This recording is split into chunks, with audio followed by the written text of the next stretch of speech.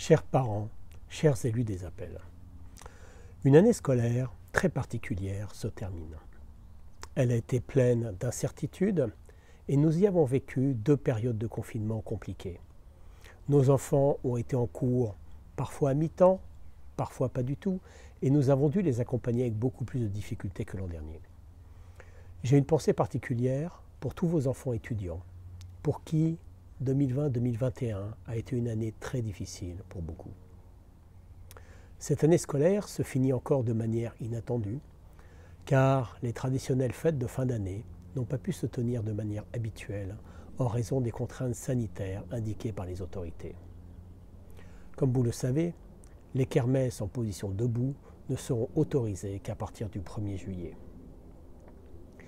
Après le constat de cette année difficile, inscrivons-nous dans les réussites de cette année qui a vu une grande résilience, une grande créativité dans vos activités et la volonté d'aller de l'avant en dépit des difficultés rencontrées. Elle a vu ainsi le développement de webinaires autour de Parcoursup ou de l'orientation avec des milliers de participants à chaque fois. Elle nous a vu aider matériellement les familles en difficulté pour leur permettre de continuer à faire le choix de l'enseignement catholique pour leurs enfants. Bravo à vous tous, les parents qui n'avez pas ménagé vos efforts et votre peine pour accompagner vos enfants.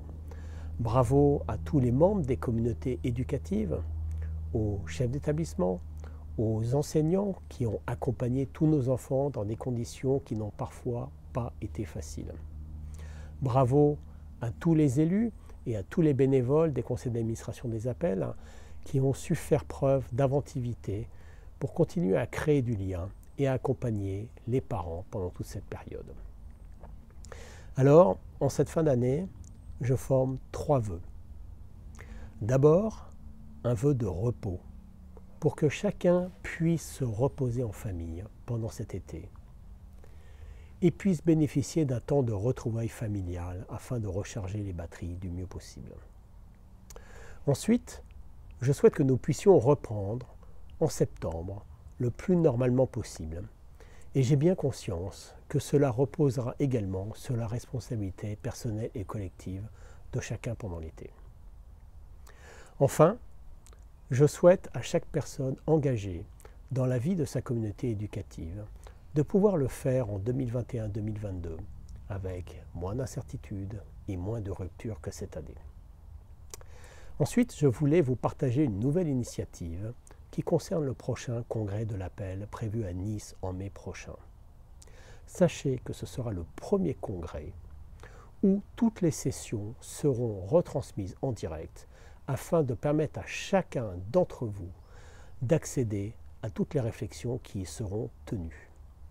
D'ici là, je vous souhaite à toutes et à tous, à vos enfants, à tous ceux qui vous sont chers, un très bel été.